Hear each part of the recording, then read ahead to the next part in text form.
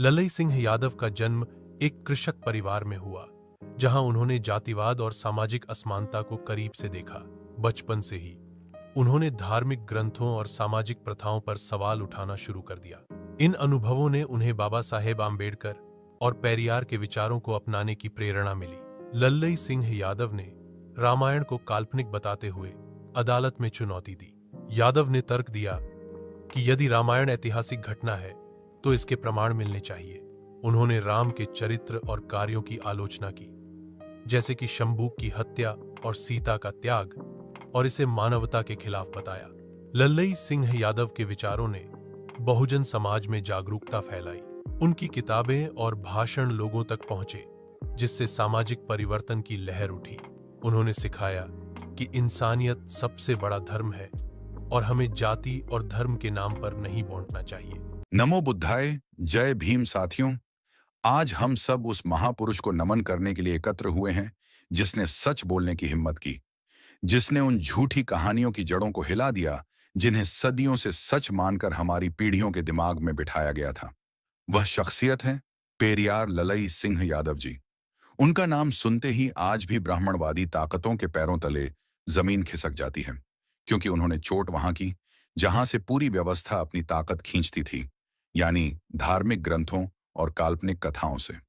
ललई सिंह यादव जी का जन्म 1 सितंबर 1911 को उत्तर प्रदेश के कानपुर देहात जिले के एक समाज सुधारक कृषक परिवार में हुआ था।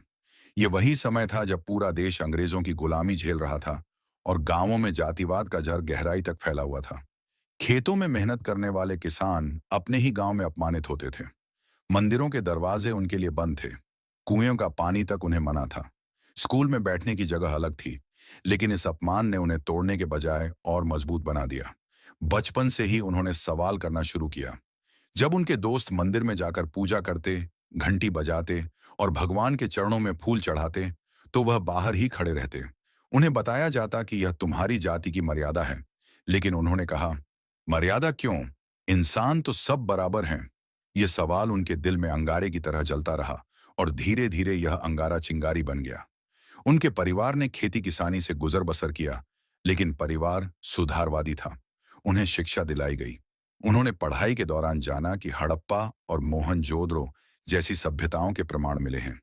लेकिन जब रामायण की बात आती है तो केवल कवियों और पुरोहितों की कथाएं मिलती हैं, कोई प्रमाण नहीं। उन्होंने सोचा, अगर इतना बड़ा युद्ध हुआ था, अगर राम सचमुच भगवान थे, तो कहीं ना कहीं उसके सबूत मिलते। लेकिन ऐसा कहीं नहीं है। उनके जीवन का बड़ा मोड़ तब आया जब उन्होंने बाबा साहेब भीमराव आम्बेडकर और पेरियार ई.वी. रामास्वामी के विचार पढ़े। बाबा साहेब का नारा, शिक्षित बनो, संगठित हो और संघर्ष करो, उनकी आत्मा में उतर गया। पेरियार का विचार, भगवान और पुरोहित इंसान की बराबरी के सबसे बड़े दुश्मन हैं, उनके जीवन का मार्गदर्शन बन गया। इन विचारों ने उनके भीतर आग जला दी। उन्होंने तय कर लिया कि अब वह अंधविश्वास और ब्राह्मणवाद को जड़ से चुनौती देंगे। धीरे धीरे उन्होंने लेखन शुरू किया। उनके पैम्पलेट्स और किताबें बहुजन समाज में चर्चा का विषय बन गए। उन्होंने साफ लिखा कि रामायण काल्पनिक है। उन्होंने कहा कि रामायण में दिखाए गए पात्र इंसानियत के विरोधी हैं। राम ने शंबूक की हत्या की केवल इसलिए कि वह शूद्र होकर तपस्या कर रहा था। राम ने अपनी पत्नी सीता पर शक किया और गर्भवती होते हुए भी उन्हें जंगल में छोड़ दिया। ऐसे पात्र को भगवान कहना इंसानियत के साथ धोखा है। उनकी बातें सुनकर समाज में हलचल मच गई। कुछ लोग उन्हें गालियां देने लगे, कुछ ने झूठ फैलाए, लेकिन बहुजन समाज के बहुत से लोग सोचने लगे कि शायद इसमें सच्चाई है। उन्होंने पहली बार यह महसूस किया कि जो कहानियां वह बचपन से सुनते आए हैं, वे केवल कहानियां हैं, प्रमाण नहीं। फिर आया उनका सबसे बड़ा कदम, अदालत का दरवाजा खटखटाना। उन्होंने इलाहाबाद हाई कोर्ट और फिर सुप्रीम कोर्ट तक जाकर कहा कि रामायण कोई इतिहास नहीं है, यह केवल कल्पना है। उन्होंने तर्क दिया कि अगर राम का जन्म अयोध्या में हुआ था, तो खुदाई में उसके प्रमाण क्यों नहीं मिले? अगर राम और रावण का युद्ध हुआ था, तो लंका में उसके निशान क्यों नहीं मिले? उन्होंने कहा कि इतिहास प्रमाणों पर खड़ा होता है और बिना प्रमाण के यह केवल कवियों और पुरोहितों की रचना है। 16 सितंबर 1976 को सुप्रीम कोर्ट में उनके तर्क गूंजे। उन्होंने अदालत के सामने कहा, मान्यवर, यह केवल कल्पना है, इतिहास नहीं। उनकी दलीलों से अदालत में सन्नाटा छा गया। विपक्षी वकील बौखला उठे, लेकिन उनके पास ठोस जवाब नहीं था। उन्होंने कहा कि यह धर्म का अपमान है, लेकिन ललई सिंह यादव ने कहा, धर्म का अपमान तब होता है जब इंसानियत का अपमान होता है। शंभू की हत्या ही असली अधर्म है, सीता का अपमान ही असली पाप है। उनकी इस लड़ाई का असर गहरा हुआ। बहुजन समाज की आंखें खुलने लगी। लोग कहने लगे कि अगर अदालत में यह सवाल उठ सकता है, तो हम अपने घरों में क्यों नहीं उठा सकते? अगर अदालत में कहा जा सकता है कि रामायण काल्पनिक है, तो हम क्यों बच्चों को यह झूठ सिखाएं? गांव-गांव में उनकी किताबें पहुंचने लगीं। लोग रात को लालटेन की रोशनी में उन्हें पढ़ते, सुबह चौपाल पर चर्चा करते। कहीं विरोध होता, कहीं समर्थन, लेकिन बहस ने लोगों के दिमाग की दीवारों को हिलाना शुरू कर दिया। यही उनका असली मकसद था। उन्होंने कहा कि इंसानियत सबसे बड़ा धर्म है। उन्होंने चेतावनी दी कि अगर हम जाति और अंधविश्वास में फंसे रहेंगे, तो हमारी पीढ़ियां हमेशा गुलाम रहेंगी। उन्होंने कहा कि अगर भगवान के नाम पर किसी को नीचा दिखाया जाता है, तो वह भगवान नहीं, बल्कि झूठ का प्रतीक है। ब्राह्मणवादी ताकतें डर गईं। उन्होंने उनके खिलाफ झूठे मुकदमे दर्ज करवाए, समाज में बदनाम करने की कोशिश की। लेकिन ललई सिंह यादव ने कहा, अगर सच बोलने से मुझे जेल भी जाना पड़े, तो मैं जाऊंगा, लेकिन झूठ के सामने झुकूंगा नहीं। उनकी बहादुरी केवल अदालत तक सीमित नहीं रही। वह चौपालों में मजदूरों के बीच, खेतों में काम करने वाले किसानों के बीच जाते और कहते, भाइयों, तुम्हें जो कहानियां सुनाई जाती हैं, उन पर आंख मूंद कर भरोसा मत करो। सवाल करो। सोचो कि प्रमाण कहाँ हैं। सोचो कि अगर राम न्यायप्रिय थे, तो उन्होंने शंभू को क्यों मारा? अगर वह धर्मात्मा थे, तो सीता को क्यों छोड़ा? और अगर युद्ध हुआ था, तो सबूत क्यों नहीं मिले? उनकी बातें लोगों के दिल तक पहुंचती। धीरे धीरे लोग यह समझने लगे कि उनकी जिंदगी की असली दुश्मन गरीबी नहीं है, बल्कि जाति है। उनकी असली दुश्मन वे कहानियां हैं जो उन्हें नीचा दिखाने के लिए घड़ी गईं। उनकी किताबें जैसे कि सत्य का संघर्ष और कई पैम्पलेट्स बहुजन समाज के लिए हथियार बन गए। वह कहते थे कि सवाल करना ही आजादी की पहली सीढ़ी है। अगर तुम सवाल नहीं करोगे, तो गुलाम बने रहोगे। उनकी जयंती पर आज हम यह याद कर रहे हैं कि उन्होंने किस तरह अकेले खड़े होकर पूरे तंत्र को चुनौती दी। वह कहते थे कि इंसान का सबसे बड़ा धर्म है इंसानियत। जाति और धर्म के नाम पर बांटना सबसे बड़ा अपराध है। आज भी उनकी बातें प्रासंगिक हैं। आज भी जब राजनीति राम के नाम पर होती है, जब टीवी चैनलों पर रामायण दिखाकर लोगों को बहलाया जाता है, जब शिक्षा में पौराणिक कथाएं शामिल की जाती हैं, तब हमें उनकी याद आती है। उन्होंने हमें सिखाया कि सच बोलने के लिए साहस चाहिए। उन्होंने हमें सिखाया कि बराबरी तभी आएगी जब हम झूठी कहानियों की जंजीरें तोड़ेंगे। उन्होंने हमें सिखाया कि इंसानियत ही सबसे बड़ा धर्म है। ललई सिंह यादव का जीवन केवल विरोध की कहानी नहीं था, बल्कि निर्माण की भी कहानी थी। उन्होंने केवल यह नहीं कहा कि रामायण झूठ है, बल्कि यह भी बताया कि सच क्या है। उन्होंने कहा कि सच इंसानियत है, सच बराबरी है, सच शिक्षा है। उन्होंने कहा कि जाति के बिना समाज बेहतर बन सकता है, धर्म के बिना भी इंसान अच्छा हो सकता है, लेकिन इंसानियत के बिना न तो समाज रह सकता है और न ही इंसान। उनका जीवन हमें यह सिखाता है कि प्रश्न पूछना अपराध नहीं है। प्रश्न पूछना ही इंसान की असली ताकत है। जब एक बच्चा मंदिर में प्रवेश से रोका जाता है और वह पूछता है, क्यों?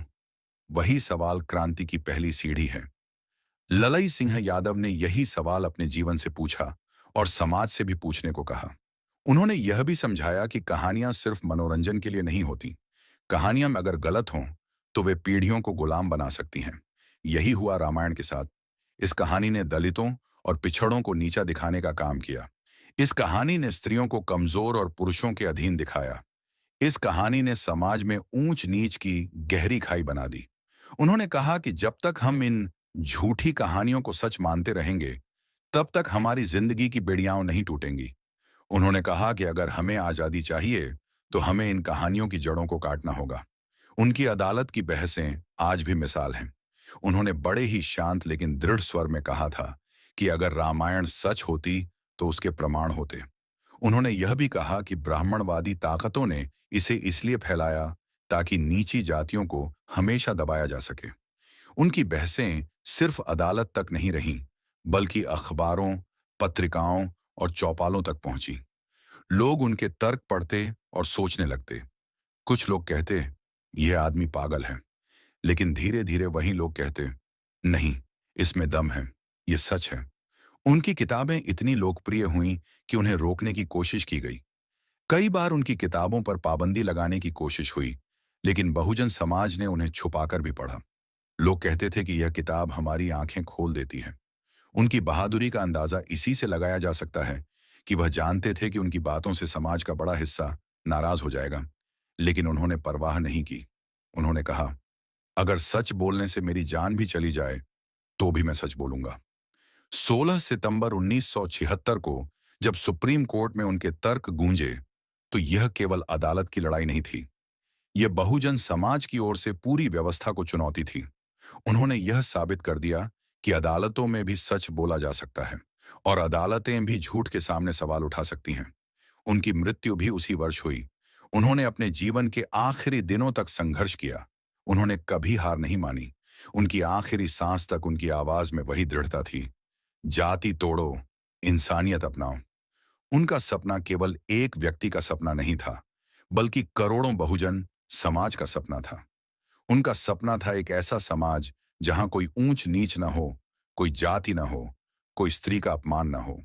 उनका सपना था कि बच्चे स्कूलों में विज्ञान पढ़ें, इतिहास पढ़ें, इंसानियत सीखें, न कि झूठी पौराणिक कथाएं। आज जब हम उनकी जयंती मना रहे हैं, तो हमें यह प्रण लेना होगा कि उनके सपनों को पूरा करेंगे। हम यह तय करेंगे कि अंधविश्वास को नहीं अपनाएंगे। हम यह तय करेंगे कि इंसानियत को ही सबसे बड़ा धर्म बनाएंगे। साथियों, सोचिए, अगर ललई सिंह यादव चुप रहते, तो क्या हम यह सवाल कर पाते? अगर वह अदालत में न जाते, तो क्या कोई यह कहता कि रामायण काल्पनिक है? अगर उन्होंने किताबें न लिखी होती, तो क्या गांव-गांव में बहस छिड़ पाती? उन्होंने अकेले यह काम किया और हमें दिशा दी। उनकी मशाल आज हमारे हाथों में है। हमें यह तय करना होगा कि हम उस मशाल को बुझने नहीं देंगे। हम इसे और आगे ले जाएंगे। याद रखिए, अगर हम चुप रहेंगे तो आने वाली पीढ़ियां गुलाम रहेंगी। हम चुप नहीं रहेंगे। हम सवाल करेंगे। हम संघर्ष करेंगे। हम जीतेंगे। आज उनकी जयंती पर हम सब उन्हें कोटि-कोटि नमन करते हैं। और अंत में, साथियों, यह कहना जरूरी है कि अगर आप भी इस सच को हर घर तक पहुंचाना चाहते हैं, अगर आप भी चाहते हैं कि बहुजन समाज का इतिहास मिटाया न जाए, तो इस आवाज से जुड़िए। यह है आपका अपना चैनल, आज का अम्बेडकरवादी। यहीं से हम सब मिलकर सच की इस मशाल को और आगे ले जाएंगे। चैनल को सब्सक्राइब कीजिए, वीडियो को शेयर कीजिए और कमेंट में लिखिए कि आप किस गांव या शहर से देख रहे हैं। हमारी आवाज तभी और ताकतवर होगी जब हम सब मिलकर बोलेंगे, जय भीम, जय भारत।